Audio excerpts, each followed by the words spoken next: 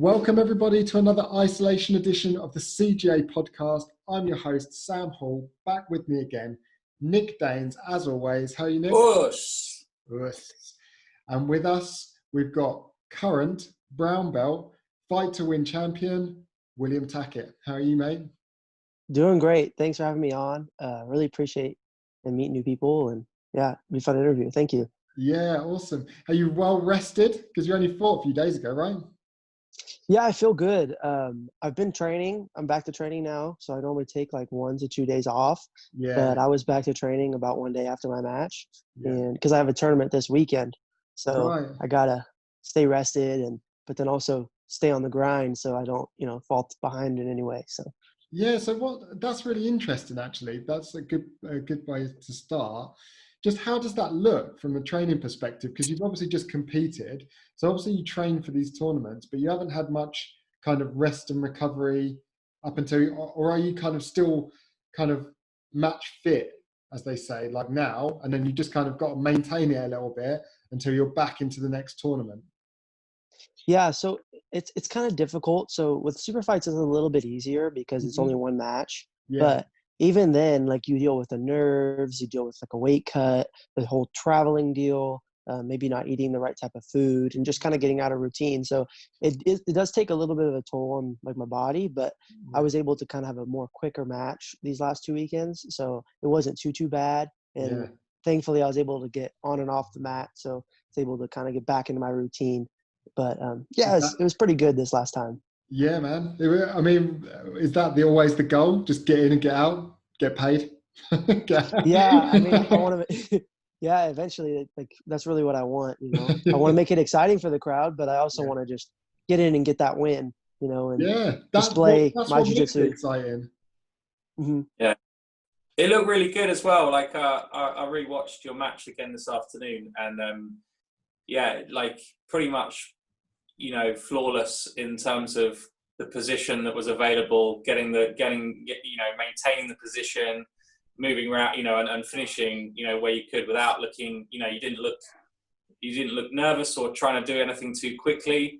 You knew what you had, and you just, you got the tap like in a couple of minutes. So, but like the control from the get-go, it looked really good. So that's a couple of points. You were just super calm, but you're obviously just working your way to a slightly better angle. And you just seem like it's like a duck to water, the competition. Yeah, I try to treat my competition matches the same way I do in the gym. So when I'm in the gym, I'm either doing like a creative match with someone in my academy, or I'm doing like more of a strategic match. So I'm kind of either being creative and trying new things, or I'm going with someone a little bit more competitive. So I'm kind of sticking to my game, and I try to like lay out kind of like a map to follow, and just try to follow that in the tournament as well. So I kind of know what I'm going for, and I know what I'm doing and where I want to go.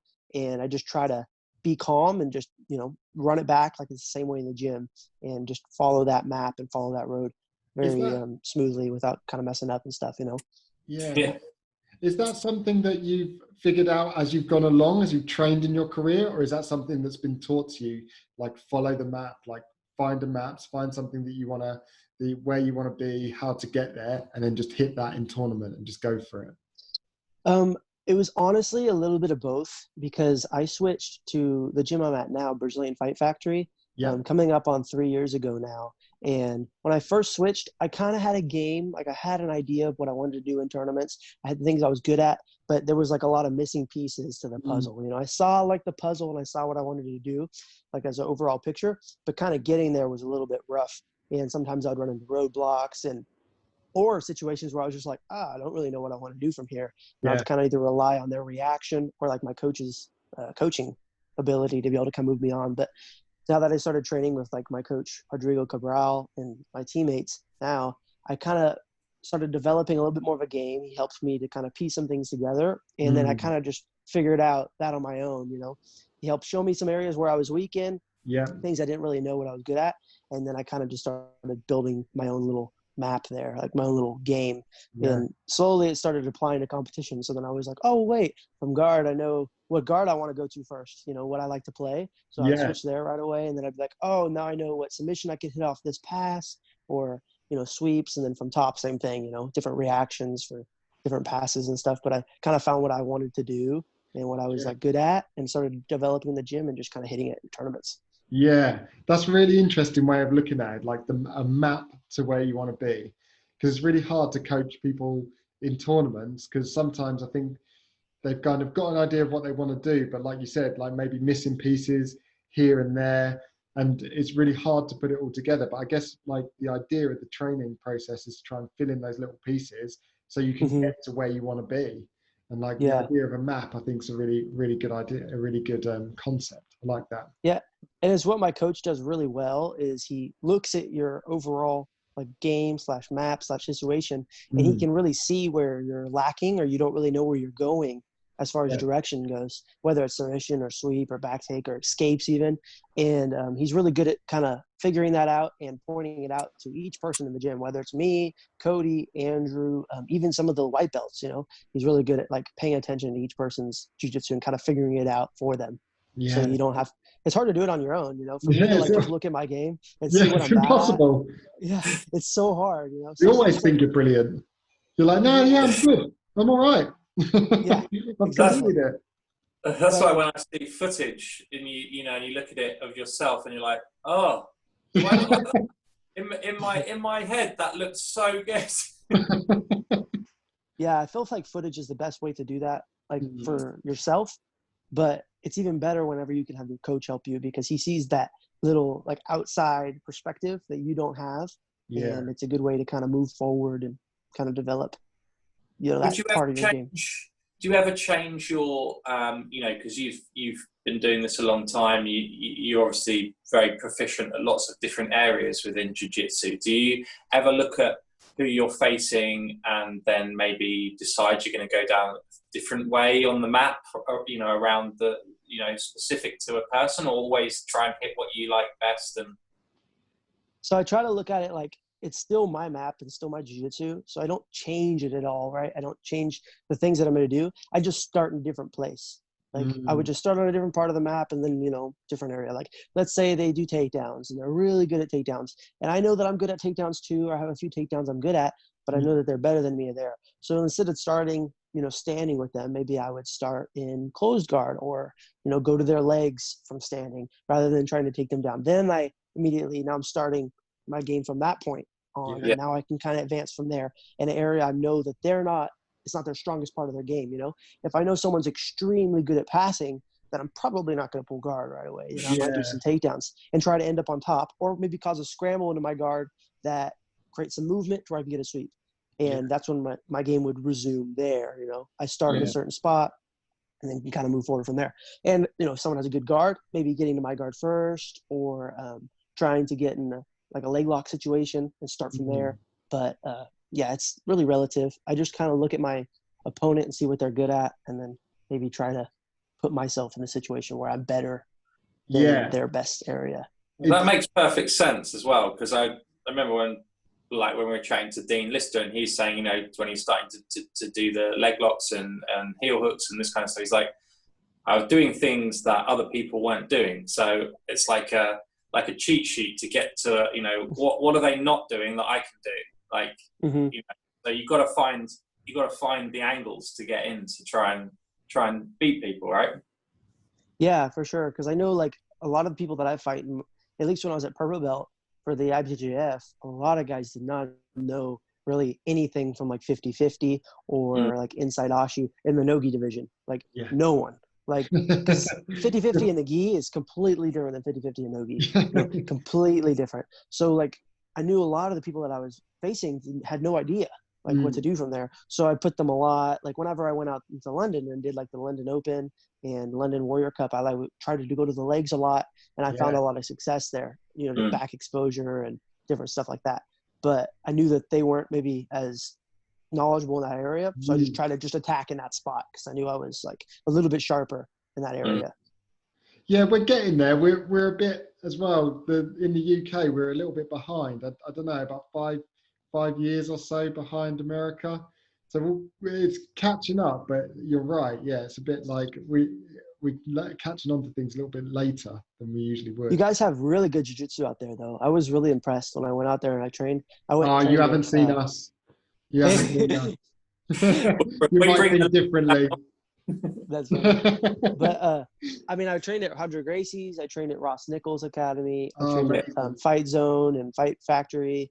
You know, I trained at a few different academies, and I was really impressed. You know, brilliant. Not a lot of gyms out here are like local gyms aren't that great. You know, and your guys' local gym still had some really tough guys. So I think that it's not so much far behind. I think just the publicity of like London Jiu-Jitsu and UK Jiu-Jitsu is like a little bit far behind because like Flow Grappling's out here in the States. You know, IBJJF is mostly out here. Fight to Win, Kasai, all like the big tournaments and things are out here. You've got so you guys don't get you guys don't just get as much opportunity, and the opportunity you guys get, the guys really shine, like the really good guys. You know, but definitely. Once you guys get more tournaments, it will definitely blow up a lot more.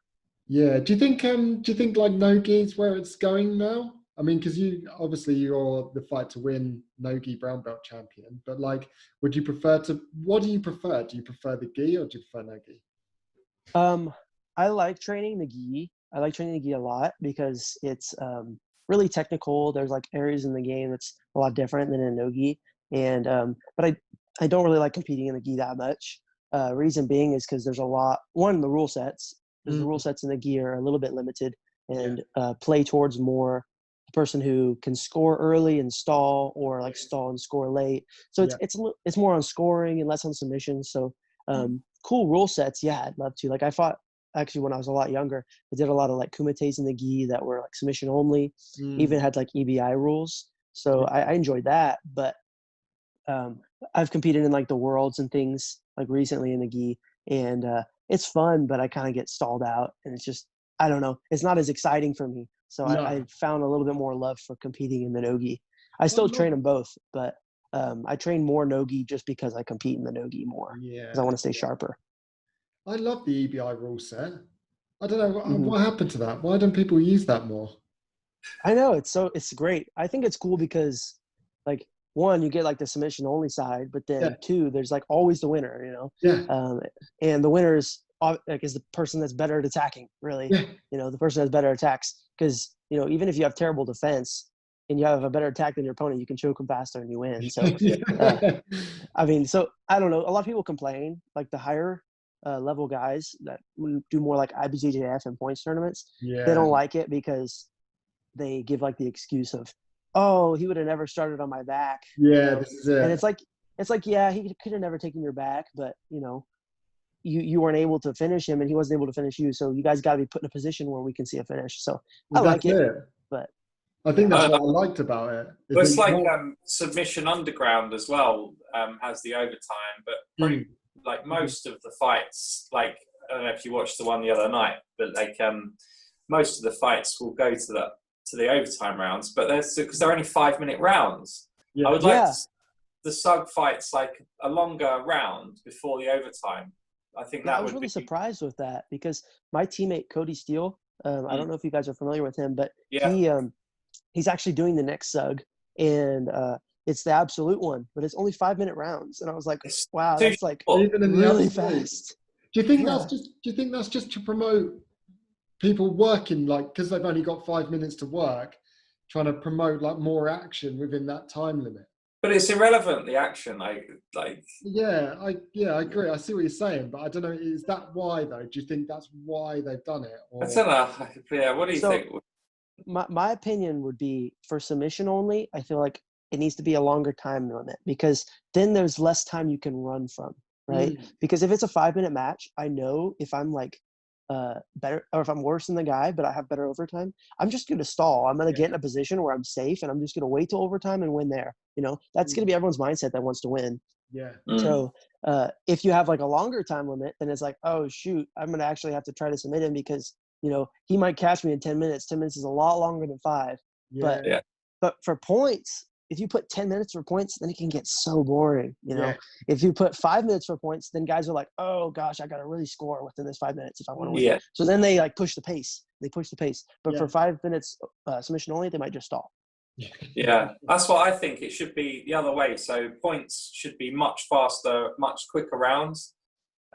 matches, shorter matches. I'll get there in the end. And submission only, 10 minutes. Make it that long. And then if no one can finish within that, because that's a decent chunk of time. You know, like the other night, there's some of the matches were like, it can take 5 minutes just to get past the guard, right? And then they've got no chance of finishing them. You know, defense is too good from these guys. They're both very good. You know, those guys fighting. So there were some good finishes. Don't get me wrong, but they would have been finished like that, whether it was 10 minutes or 5 minutes. So I'd rather see longer. Yeah, I agree with that. And I mean, I've had matches that were 10 minutes long, and I couldn't submit the guy in 10 minutes. And to be honest, I don't think I could have submitted him in another 10 minutes. You know, I think I would have needed a lot longer time. If you can't submit someone in 10 minutes, it's very unlikely that you're going to be able to submit him in another 10. Yeah. So especially if you're on the ground the whole time, you know, if you guys are going for it and you can't submit him in 10, then it's going to be difficult to submit him in another 10. So then that's when it's good to have the EBI decision. But I've also had 5-minute matches where I knew that, oh man, if I had 1 more minute, if I'd had 2 more minutes, I would have submitted him. So I don't know. I like long matches for submission only. Yeah. I completely agree. I think that's more likely to be a submission the longer it goes on for. I think.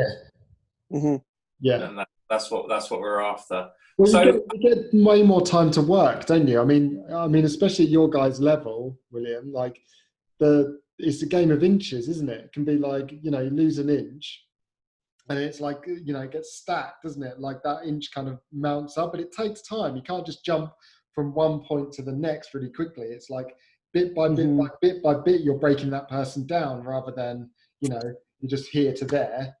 Yeah, because like we're points, really in 5 minutes, all I have to do is score 2 points. That's all I have to do. That can be a sweep. That can be a takedown. All I have to do really is score 1 advantage, and that's an almost doing something. So really, to win a match, you have to just you just have to go from here to here to win like a points match. You don't have to do a lot. So you don't need a full 10 minutes to win a points match. You know, you need a full 10 minutes to submit someone because, you know, in a points match, you might be able to almost pass their guard or almost sweep them.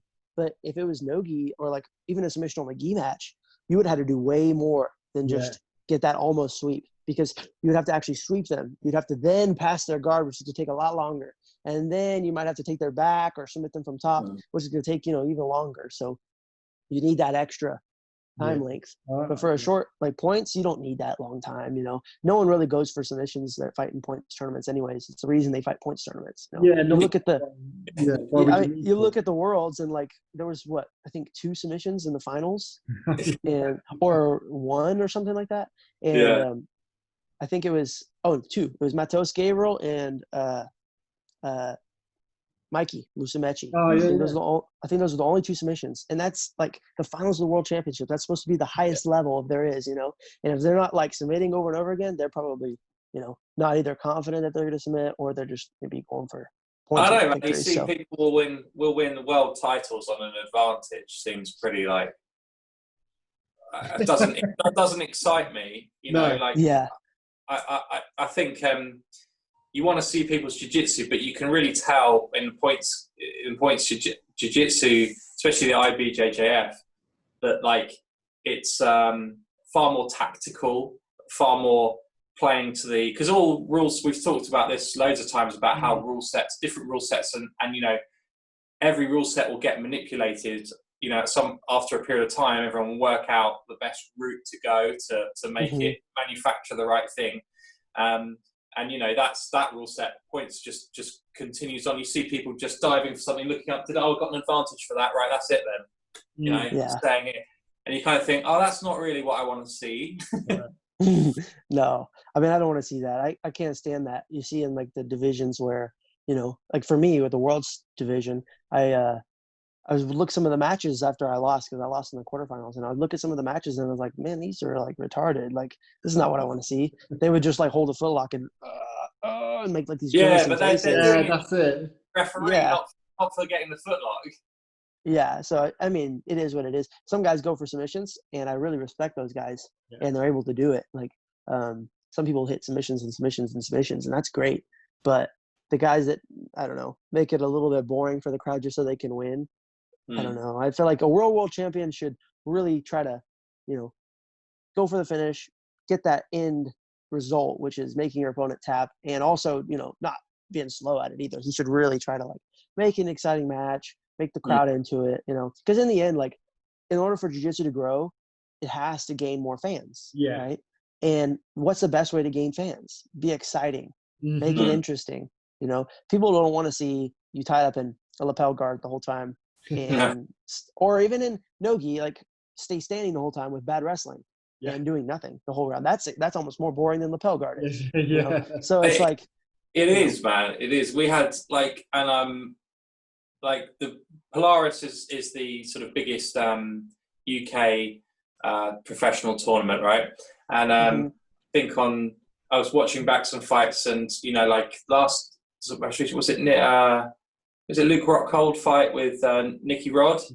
Yes. And I didn't find it very exciting to watch, and that happens time and time again, you know. And then you know, and then at the end, it's like I'm trying to be exciting, I'm trying to do this, and you're thinking like, yeah, but you're trying more not to lose, like, than you are to do an exciting fight. I like take someone like Gary Tonin, for instance. You know, Gary Tonin is one of the most exciting ever matches to watch with anybody. You know, he's never put on a show no matter what. And he's going to go for that takedown over and over and over again. If he's not going to take you down, what's he going to do? He's going to fall to your leg, and then now go for the submission off his back over and over and over again. If that doesn't work, then he's going to try to cause a scramble off of a sweep to get on top. You know, he's going to change it up. He's not going to just go for one thing until it works eventually, you know. If you look at that match with Nicky Rod and Luke, like, of course, they're both very talented, and Luke has like very, you know, he's an MMA fighter, so he's got a great base, and Nicky Rod's like a very powerful wrestler. So they were both just kind of clashing heads. But if one of them would have made something happen, because like, you know, at that point, do you want to win by a small decision, or do you want to win by getting the guy, you know? So it's like, I would rather, if I know that the match is like really close and maybe I'm not going to win, maybe I'm going to lose that decision, I'd rather leave it all out on the line and change it up, do something new, and learn from it, right? If I pull guard against someone like Luke Rockhold or Nicky Rod because I can't take him down, then and I get passed or something and choked. Then it's like, well, dang it, I need to get my guard better, right? But that's the better mindset, because then I'm going to go back to training, and then I'm going to perfect what he did to me once I pulled, and I'm going to work on that weak spot in my game. And then now next time, if I can't take him down, maybe my takedowns have got better. I took him down. Boom. Then it's good, right? But I couldn't take him down again, maybe. So now I pull, and then now I'm back to my guard, and now he can't do that same thing he did to me last time. Now I'm stronger in that position. I might be able to sweep him. I might be able to catch him. I'm improving. You know, I'm getting better. That's the evolution of you as a fighter, is like learning from things. But if you've not got the correct aims when you're going into these things, you're not going to get better, are you? Like you're going to be stuck at the same, like, you know, level, or doing the same things over and over. And Nicky Rod's like a good example, actually. You know, when he was at the ADCC and he had some great matches there, you know, but that was like, I think that was you know, a far more important like competition for him and his career. And so there was a lot more urgency to do something. For sure. You know, and then when it's just a one super fight, like 10-minute match, you know, it's not so important. It's a bit of a paycheck maybe, but it's not like ADCC. But those fights, you know, I love. But the ADCC is one I really like. Yeah, I love the ADCC. For me, like you said, like with the paycheck, you know, I try to not focus on, and I think that's what maybe it's going wrong, is a lot of the fighters try to just focus on, you know, winning by, they want to make their money, they want to make their paycheck by just showing up to fight or showing up to win, you know, and they want to be able to get back on the stage, and they think that if they lose, they're not going to get back, you know. No, if you put on an exciting match, I know multiple promoters that bring people on that have lost almost every match, but they bring them on because they literally put up a freaking like fire of a match every single time, and the crowd gets into it and they love it. And that's what people want to see. They might and have that's fight why, of the night every time. Yes, like look at Pedro and Roberto for a good example. Pedro Moreno versus Roberto Jimenez. That match has happened, I think, 3 times now, or 4 times. 4 times. It's happened 4 times. Once at Third Coast Grappling in Nogi. That was the first time they faced. Very exciting. They were going crazy. Roberto was jumping guard, coming up for double legs. Pedro was cranking on Roberto's neck and guillotines. It was really close, you know, and the crowd loved it. It was great. And then that match happened again at Nogi Pan Ams twice in the division and I think in the absolute. Oh no, twice in the division, something like that. But Pedro won one and Roberto won one. Super close. Pedro got I think Roberto choked him from the back, but it was extremely exciting. Pedro was still coming out there and going after him. And then they fought at Nogi Worlds, and Pedro had a loss from Roberto from back take, but that didn't slow him down. He literally came at Roberto with everything he had once again. And that was probably the best match they had at the Nogi World. It was insane. I think Pedro won by 2 points. It was really close, but they were both going at it, you know. And don't matter if you win or lose, everyone's going to want to see that match again if it's exciting. Yeah, that's it. So Roberto, that's how you get paid. Unreal at the moment as well. Like he looks like he's grown up suddenly. Like he's just looks super big. Like shaved his head, got a bit of beard going on. He looks. I was like he got a quick victory the other day, right, as well. On Sug, and he looks unreal as well. Like I think he's going to have some success going forwards. That kid.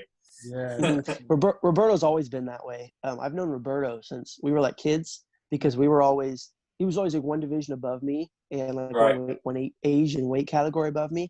But we would like fight in like absolute divisions, or like if I'd move up, I'd fight him. So it was really cool because we've known each other and had matches with each other for like years now.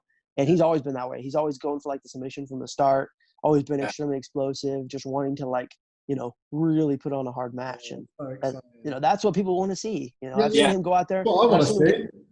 Yeah, I want to see it too. I've seen him get leg locked in 2 minutes also by someone that I don't even know. But who cares about that? You know, he came back and then he put on an amazing match with someone super high level. Yeah. And he was just coming after it. You know, that's what people care about. They don't care about your little losses. They care about, you know, you coming back at it and making it exciting and beating people, being the underdog and coming up and winning. You know, that's what people want to see. Yeah, for sure. But I was going to say, like, from your star's risen in the last couple of years. You know, quite a trajectory really. From correct me if I'm wrong. I think it's blue belt. World champion Nogi 2018. I did my first Nogi Worlds medal was in 2017 at blue belt, juvenile one.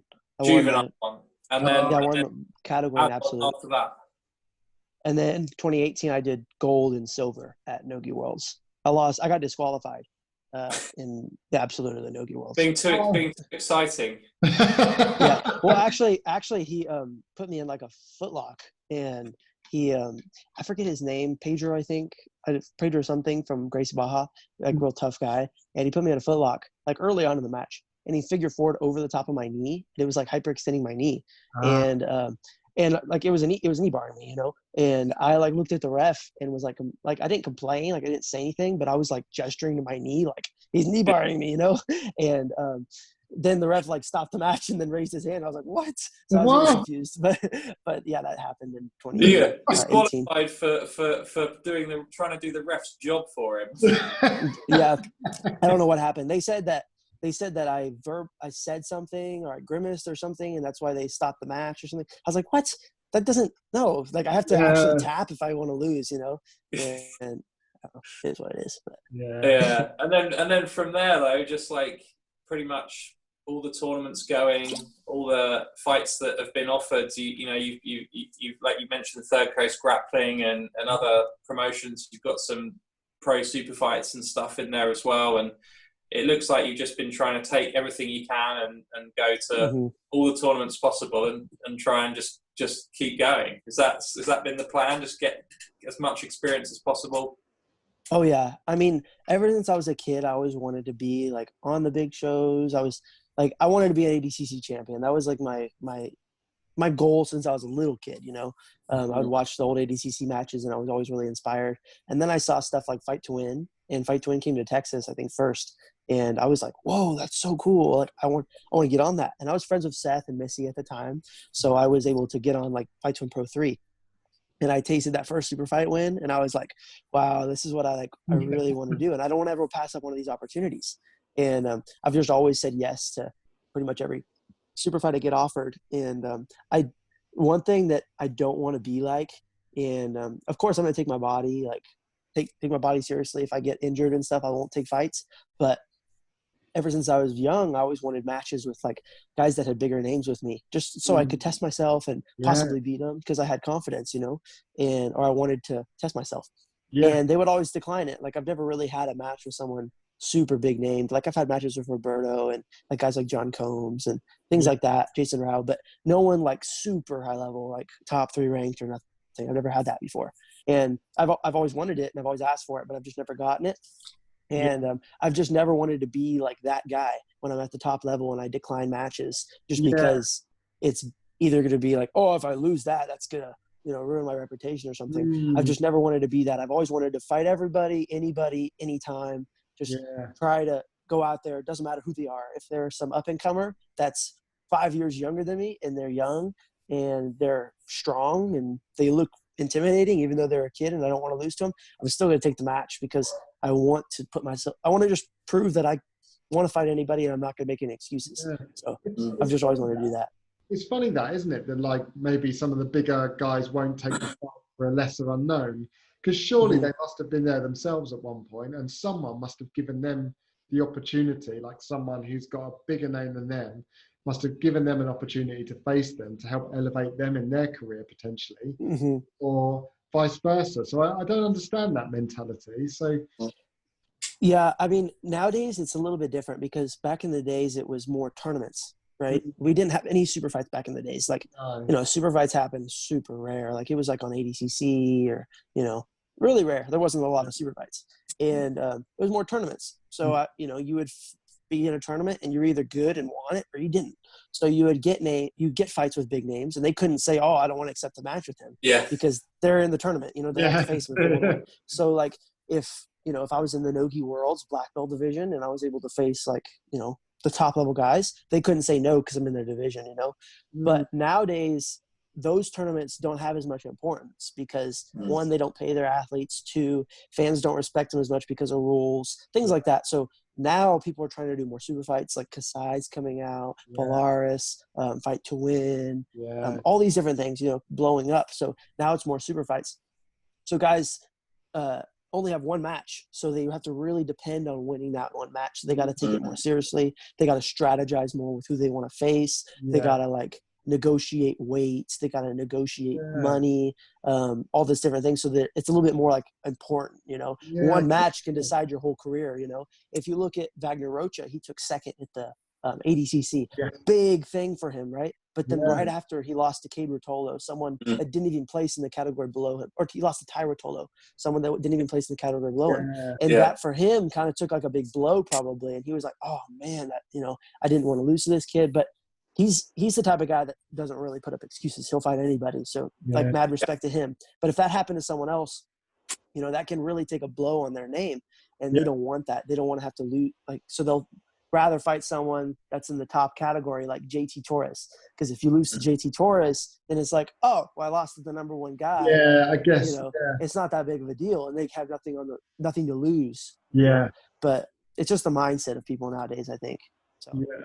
No, you're right. I didn't really think about that. There is a lot more to think about, isn't there? It's where the next job is, where the next stepping stone for the next tournament, and if I guess lots of guys in your position, the dream is ADCC, that's where you want to be, and you only have to look at Lachlan Giles from last tournament as to what having not even winning, but having like standout performances can do for your career.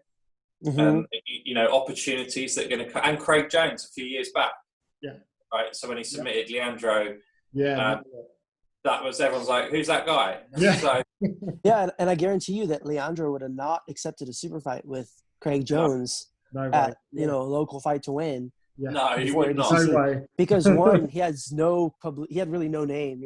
He fought at brown belt a few times in the gi and lost to guys like Mergali and things. He did well at some trials, but he wasn't really like known too much in the US, at least, or even in Brazil. He was more known in like Australia and stuff. So he didn't have like a big name. It wouldn't have been like a lot for Leandro to gain to fight someone like Craig. So I don't think he would have accepted it. So that's why tournaments, I think, are better for guys like that are on the come up, because then they're able to shine a little bit more, get those matches with guys just, out of the random. So yeah, if you go and beat someone at a tournament in Nogi Worlds, and then someone goes, oh, let's do a super fight with those two again, they're more likely to go, well, yeah, I'm going to do that because you beat me in that tournament. No one might really realise that that's happened, but they're going to know, and there's maybe some money to be made in it. Do you know what I mean? I think those guys that there's a lot more business heads on with some of this stuff, like when they get a bit further down their career path.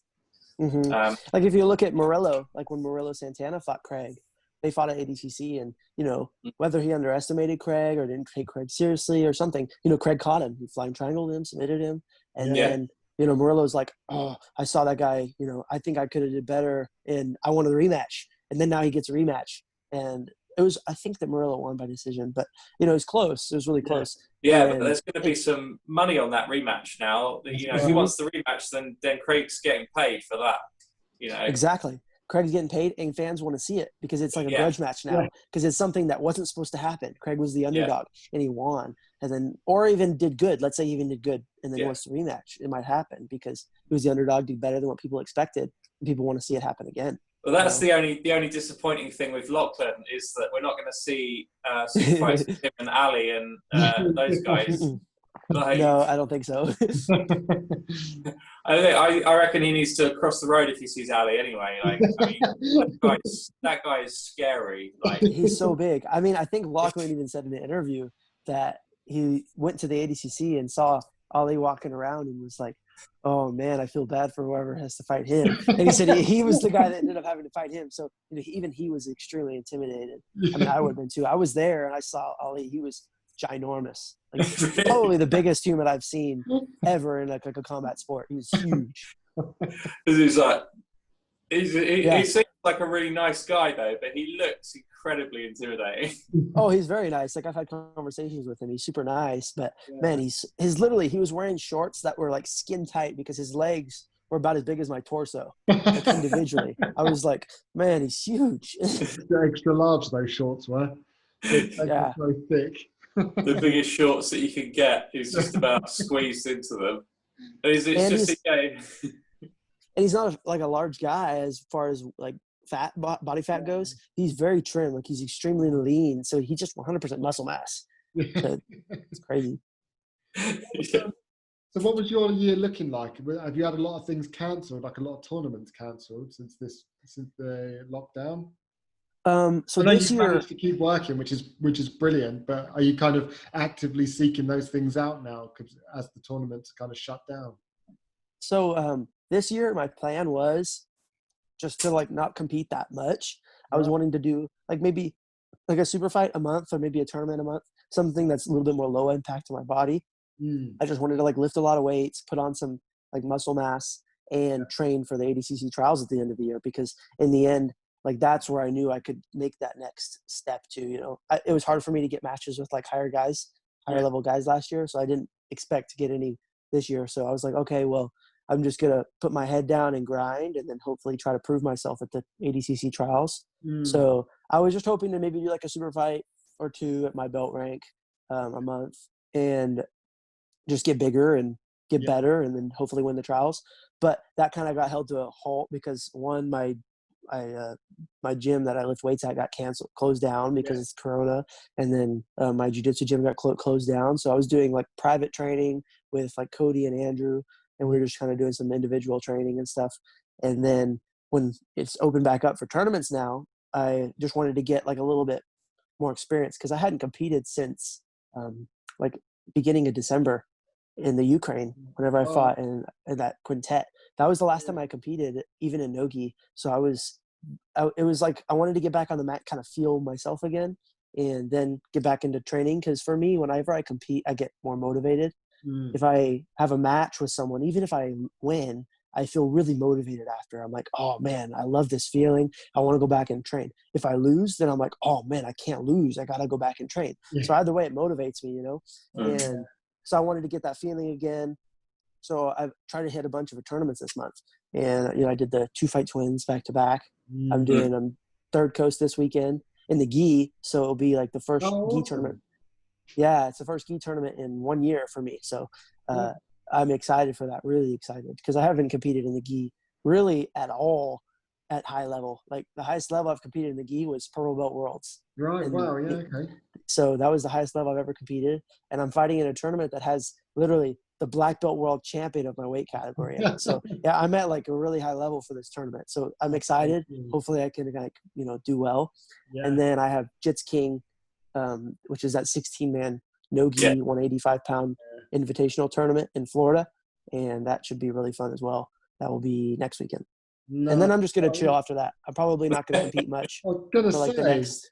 Yeah, because I did like 4 back-to-back weekends just to kind of get motivated and kind of push my name back out on the scene a little bit. And then I'm just going to kind of get back into my shell and kind of train, maybe go quiet a little bit and just prep for the ADCC trials. Yeah, you must. November? Is it November, the trials? Yes, the ADCC trials will be in New Jersey. It's the East Coast trials. And that will be, it's like normally November, like mid-November, I think. Last year, I think it was like November like 22nd or something like that. Like it was kind of like mid to end November. So it's definitely still happening then, the ADCC. Mm-hmm. Yeah, I talked to Mo. Awesome. Mo is like the promoter and manager of the ADCC and head organizer. And I talked to him. I was like making sure it was still available because I'm kind of building my whole year around that, whether it's like training for it or just not competing as much. So I wanted to make sure that it was still happening. And he said it's definitely still happening. So amazing. I'm excited. Mm-hmm. I'm really excited. I'm excited too. Oh, it's going to be so great. It's going to be good. There's always so many good matches at the ADCC trials. Yeah. I like, was it the last trials was right when Nicky Ryan and Nick Rod were, like he was doing his cartwheels to the back and this and that. And, I was kind of, because I saw Nicky fight, he fought on Polaris before in London. And I was kind of hoping he'd get through. And then again, like in between, when you think who all the youngsters are, and then like you come through in this time in the last year and a bit, and then the Rutolos have really started building their name as well. Like so, there's a lot more people, and especially when Ty at the last ADCC as well. Like some of those matches were just really really good to watch, and so I'm looking forward to that match. Next year's ADCC is going to be really good. I think it just keeps getting better and better. Yeah. Oh yeah, that's what I love about the trials because really everyone does it. Like the tournament is huge. Like whenever I fought at the West Coast trials, it was an all-day thing. Like I got there at 6:30 a.m. to weigh in, and I didn't leave till like 11 p.m. at night. So it was like really like an all-day thing. I had 6 matches, and there was 11 guys in my division. So there was a lot of people in my division. So like you have people that are newcomers that have like never really competed before to up and comers, people that no one really knows that are good. And then you have the guys that are more seasoned that are like favorites of the division. And it's really cool to see how that lays out because like you have the guys that are like newcomers that no one knows that kind of peek their head into the scene. Kind of like when Nicky Rod did the first time he did trials where he took 3rd. He kind of peeked his head in the division. He never really competed before. No one really knew who he was, but he showed everyone who he was, And then you got like the up and comers, like the Rotolos and like Roberto and those guys that podiumed, but everyone kind of knew a little bit, but they knew they were going to do good. You got those guys that kind of compete, and then you got like the seasoned guys. It's cool to see who like that all lays out, and you can kind of like pick your favorites and kind of like find guys you can be fans of that are new, and it's really neat. Trials, you go in trials, you see the podium, and then you think in 2 years' time, those are the guys that are going to get invitations or, they're going to be winning trials. Yeah. Like, that's like, you need to go, there's like 4 or 5 people there that you want to watch. And then, I imagine that trials is potentially as important for a career path as anything else when you're like your age, 18, 20, because you show what you can do. Then you've got a long time of super fights, some other tournaments and stuff to build in and build your name up as well, get experience and, be able to keep going. You've got to try and earn some money as well along the way, to keep training and all that stuff. So I love the trials. I think they're brilliant. And it's like, I think it's great. open trial for like a football team, isn't it? Yeah. Like anyone turns up, you know, oh, I didn't realise you trained. Yeah, well, I'm doing this because, you know, like, so it could be anyone who you're fighting that you don't know, or. Oh, it's great. Like, I mean, I've seen so many people that I didn't really know. Like, I thought I kind of knew them. They're okay. Like, I saw them at tournaments. And then they fight in the trials, and it's just completely different. They just really shine, and they do great, you know. And it's really, really, it's neat because you get to see different styles and new names out on the scene. Because, I mean, as much as it is fun to see Gordon Ryan just submit everybody, you know, it's fun to see those new guys that come in and are now getting really good too. And they might be like the next GOAT, you know, because seeing the same guy win over and over again, it's not that it's boring, but it's cool to see that new excitement of a different guy, you know, like even if you come to the UFC, if you talk about the UFC, John Jones, he's been at the top for so long, but everyone wants to see him lose, you know, like everyone wants to see someone that can come beat him just because he's so good. They want to see that up and newcomer, you know?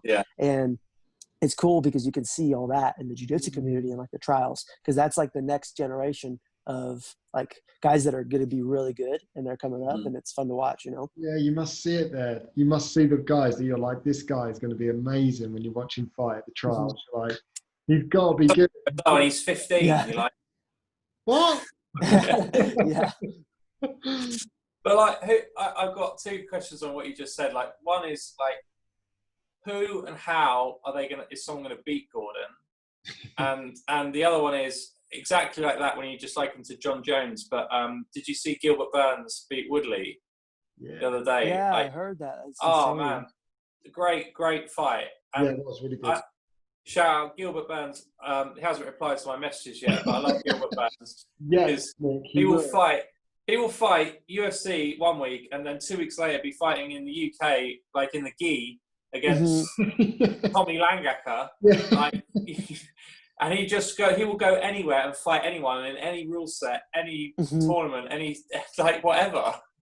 Yeah, and that's the same thing with like Jacare too. Jacare has that same mentality, you know. He fought in the ADCC, he fought in the IBJJF, he fought in UFC now. You know, he does everything. I really admire fighters like that.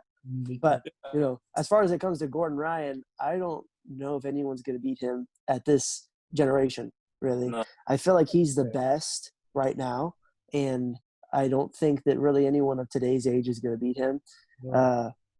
If they do, it's going to be something like points. You know, like I could see it happening, like someone like Kynan or even Buchecha, because Buchecha is really tough.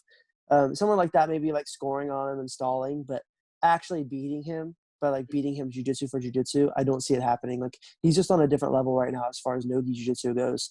But we do have a lot of up-and-comers. You know, we got a lot of guys that are, you know, really pushing the scene. And this is the problem though, isn't it? Because by the time, if it's years to come that he loses, if he's still competing by then, and someone does beat him like 5 years down the line, or you know, even longer, they'll be like, well, Gordon's not in his prime anymore. So he's kind of the other end of the scale from what we were talking about earlier. Like, you know, up and coming guys, people don't want to take the fight because they don't know who they're fighting, so they might lose to an unknown. And then he's so far above that they don't want to take the fight because they know they'll lose. Because he's just too good. And you know, that's something I admire about Gordon too. He'll take a match with anybody. Yeah. If you have 0 followers on Instagram, and he has to, doesn't he? In a weird profile picture, and if you post on his page like telling him that he sucks at no-gi jiu-jitsu and you know you could beat him, he will take a match with you. You don't even have to be like someone that's even won a match before. He's going to take a match with you, whether it's Instagram live inside his gym or something. You know, he'll probably even do it for no money. You know, he's just that type of person. He'd prefer if you put $100,000 of your own money up. Oh yeah. For sure. Yeah. I mean, if he knows you have the money, he's going to make money off of it because he's smart. But in the end, he's there to prove that he's the best. And, you know, hopefully eventually we can have some guys that can come up and, you know, give him a challenge, just because it'd be interesting to see him versus someone that's a little bit more technical and like, you know, same drive that he has, some more technical than the guys nowadays. Because a lot of the guys that he fights, he's just so much more technical than. You know, he's well-rounded. He has good guard. He has good leg locks. He has good passing, back takes like, you know, nobody ever. And he's really good at pretty much everything. And a lot of people nowadays, I mean, if you put someone in his division, that's really tough, like Lucas Barboza. Lucas is great at takedowns and great at passing, but, you know, his guard's not the best. and he doesn't really do any leg locks, so he's not as well rounded. So Gordon can really, kind of find his weaknesses. So it'd be cool whenever you will find someone that's well rounded as Gordon is. He likes to let the world know about Hulk's shortcomings in his game. He doesn't hold back with dissing people he perceives to be of a lesser talented or whatever, I mean, what do you think of the kind of that side of Gordon? Because I like I obviously follow his social media, Instagram and whatnot, and I don't agree with everything that he says, because he seems to, sometimes he comes out with political opinions on things that don't necessarily, I don't necessarily think he might have researched what he says, but to be being polite.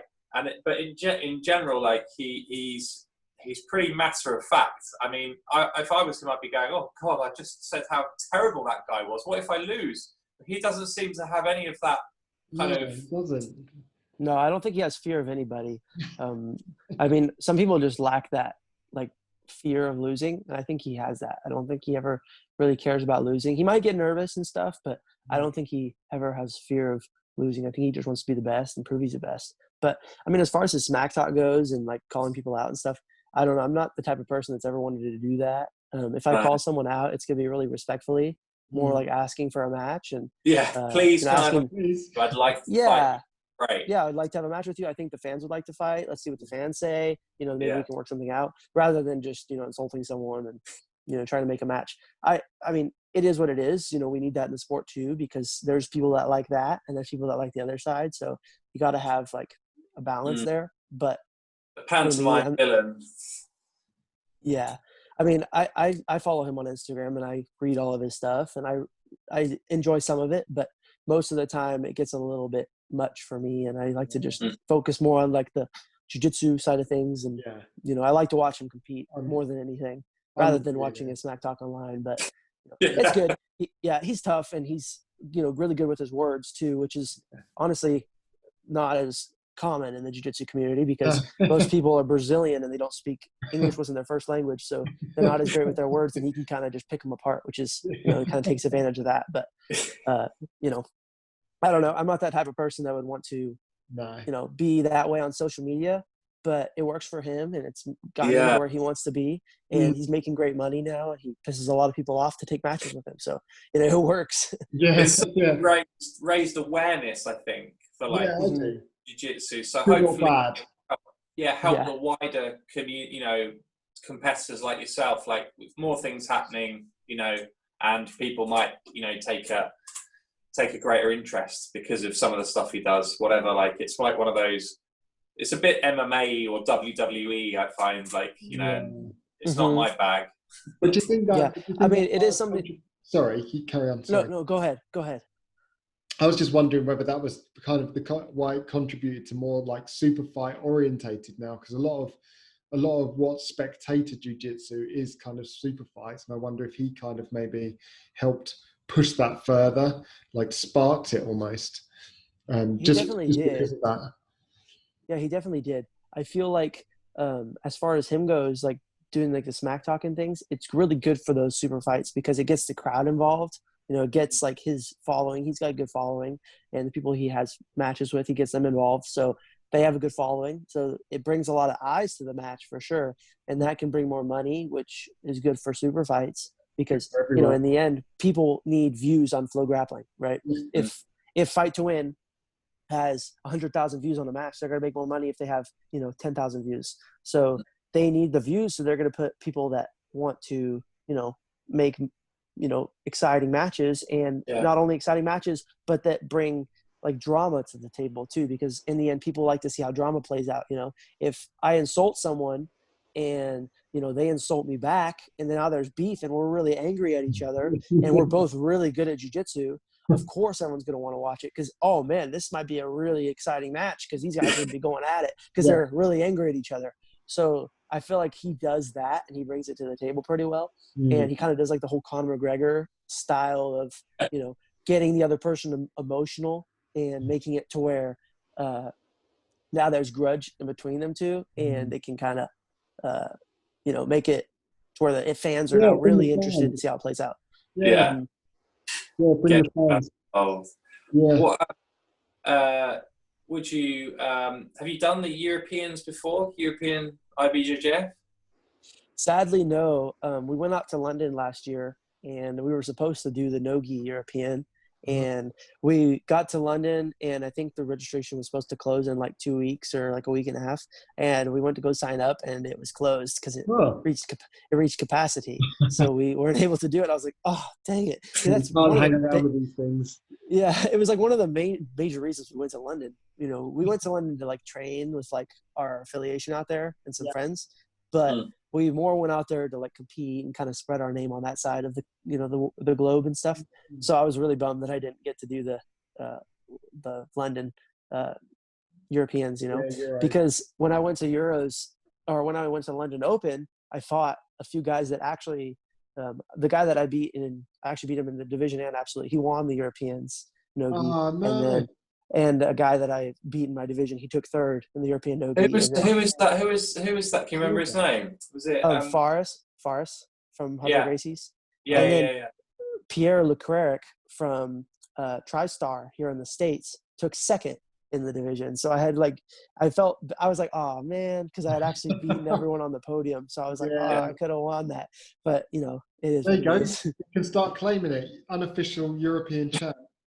I don't know, no, because jiu-jitsu math doesn't work that way, you know. If I beat someone one time, doesn't mean I'm gonna be able to beat him another time. No, you're exactly right. But jiu-jitsu math's its own thing, isn't it? That's the thing. On any given day, you know, like Jamie, we had Jamie Hughes who competes a lot, you know, IBJJF, and he won. Did he win I think it was he won the Europeans or silver, but he beat a guy that had beaten him in like 3 or 4 tournaments, like other tournaments, and then just on that day he beat him, you know. So yeah, I mean, I've lost to people that I've beaten before, or I've beaten people that I've lost to before, you know.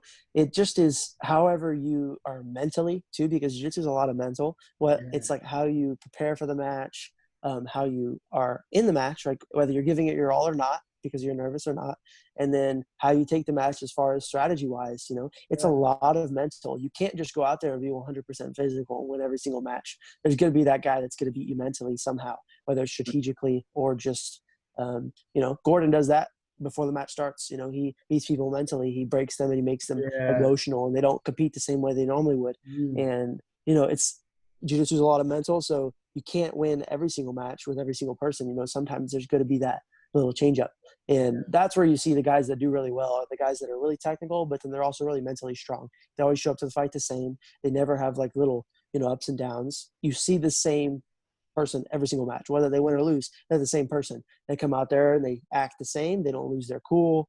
They are still kind of fighting the same way, and that's what makes people good, you know.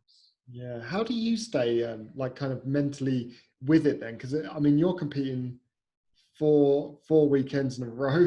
So how do you stay focused and stay mentally in the game, you know, under, you know, I know they're not all tournaments, but I mean, it must still be physically tiring. So that kind of has an effect on the mental as well. Yeah, the physical is definitely a big factor, because if I'm injured, I'm going to be really nervous, and my mind's not going to be focused on how I'm going to be doing the fight. Yeah. It's to be more focused on what if something goes wrong? Like, what if this happens? What if this happens? What if this happens? You know? So a lot of times if I'm injured, I won't take matches, because like I was going to fight the Nogi Worlds this past time in 2019, but I just came out of Ukraine, and I had actually not broke my rib. I might have broke my rib, but I did something really bad to my ribs, and they kept slipping in and out, and it was really bad. So I wasn't even training, and I was like, okay, well, I looked at the division. I knew that it was winnable for me because I had, you know, beaten a lot of the dudes that were like the tougher guys.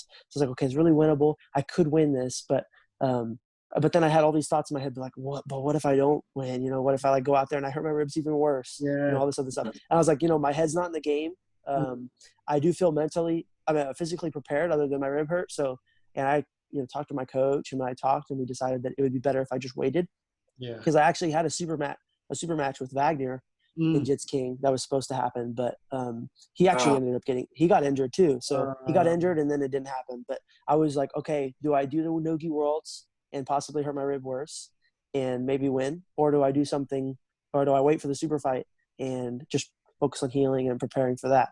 And I was like, okay, well, I'm just going to take the route that my mind is telling me to go, you know. I don't want to be too nervous. I don't want to hurt myself. I want to make sure I'm in a good mental space for the Wagner match. So I just took that match, you know. Yeah. So mentally is really hard for me, like when my body is like messed up for tournaments. So I always try to make sure that if I'm healthy, I always try to do like the right type of recovery and things. So if I'm healthy, then I feel good just to go out there and do my thing and just really prepare on that. Because if I'm not mentally like in the zone whenever it's leading up to the tournament, because like this week I'm just gonna be doing tons of drilling. I rolled today and I'm gonna roll tonight, but other than that I'm not gonna train for the rest of the week. I'm gonna take Thursday, Friday, and Saturday I'll compete. So I'm gonna take those 3 days off and I'm just gonna focus on doing a lot of mobility, maybe some light cardio and drilling a lot, just keeping my mind in the zone of my match, not really focusing on things that stress me out, whether like if I was injured, that would stress me out, you know? So I try to keep my mind focused on things like, okay, I'm running the match in my head, you know, I'm like, okay, I'm doing this and this and this and this. I visualize it and I, you know, really get in the zone and I get my mind prepared and I get like, you know, in the zone and ready to go. I get motivated that way. That way, when it comes to the match, I've already visualized this 100 times in my head. And I've already like seen what I'm going to do. And I just go out there and I do it, you know. It's such a massive thing, isn't it? I think visualization has come to the forefront a lot more recently, where people do it. But I can't remember who it was. I think it was on an old Ultimate Fighter, and I think they were talking about visualization and how they kind of imagine winning the fight over and over and over again, and when they go in there, it tends to happen. And I was like, that kind of resonated with me. And now I hear more and more people, especially like athletes like yourself, talking about it. And I think there's definitely something in it, isn't there?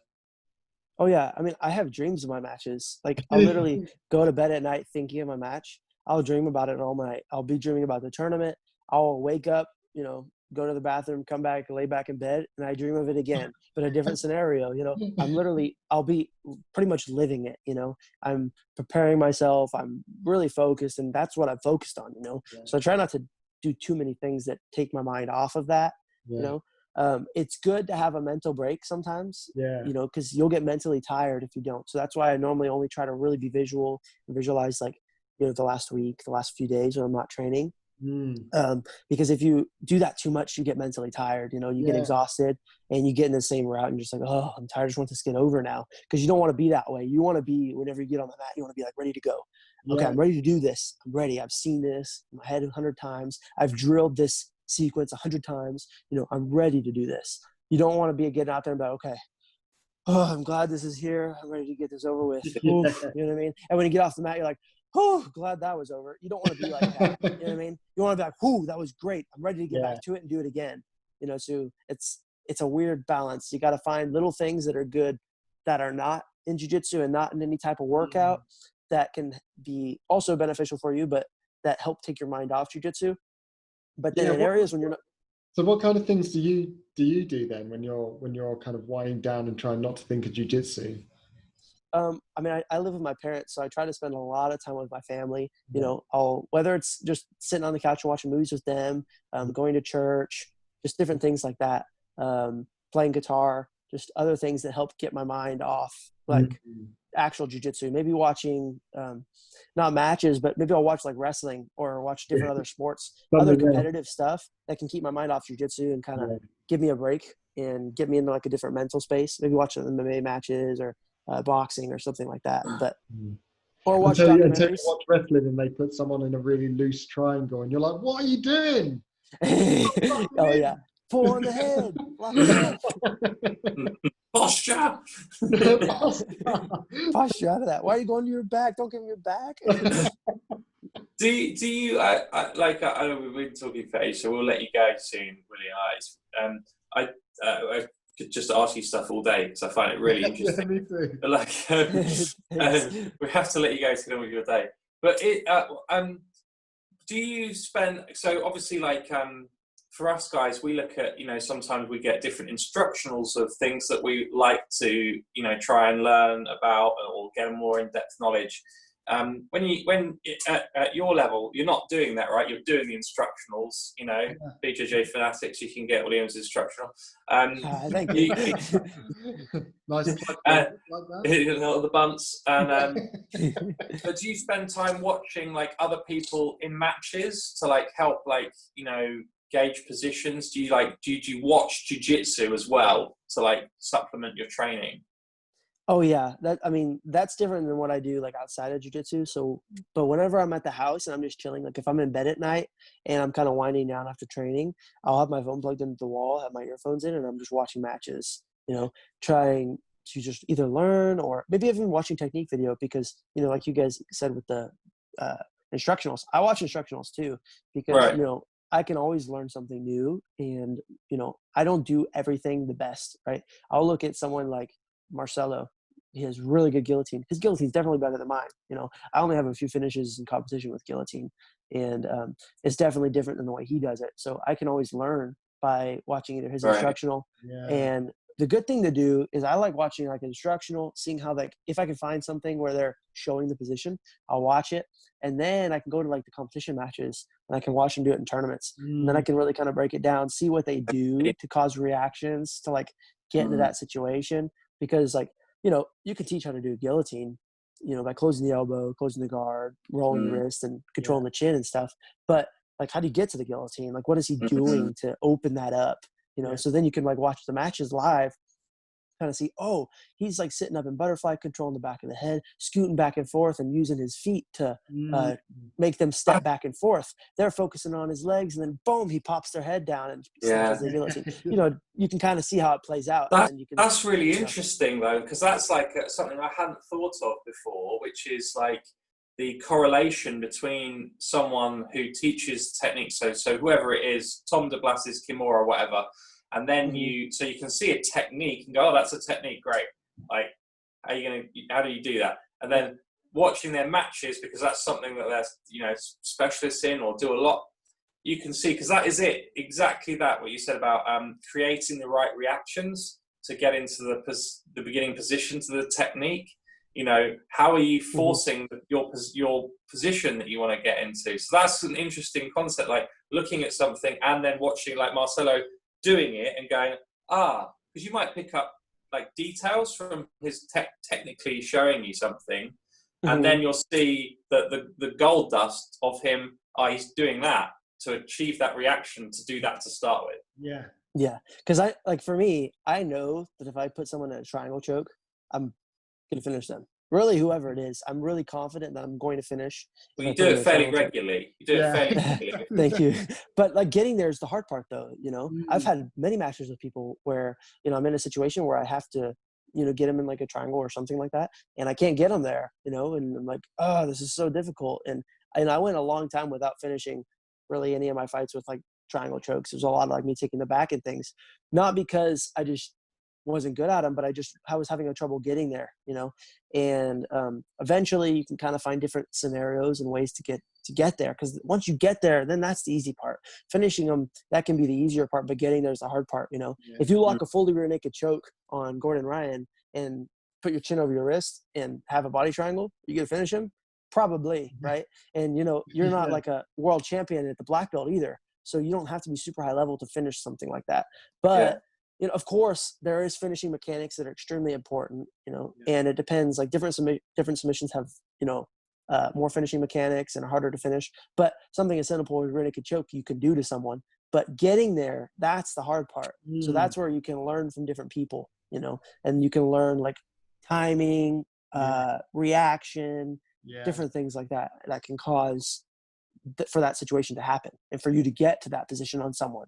And once you can find the common reaction for everybody, then you can start doing that to a lot of people, even if you're not that good.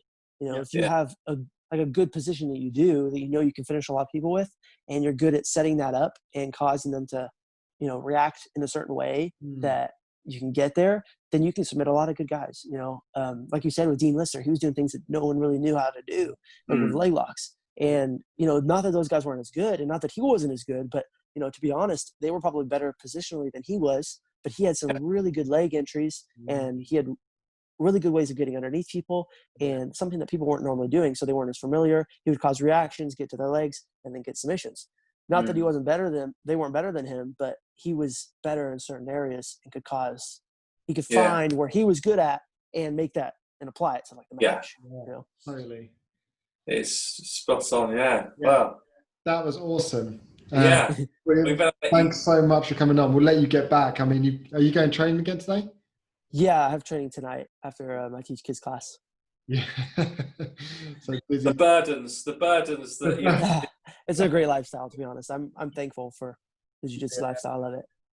That's so well, cool. we will be looking forward to watching your match on Saturday night. So good luck, and I'm sure you'll do great. And Thank you. I'll do my best. We may catch up with you another time, maybe, if that's cool, and see how you're getting on. Yeah, sounds great. I'd love to. I really appreciate the time. Thank you, mate. Take care. Oos. Take care. Oos.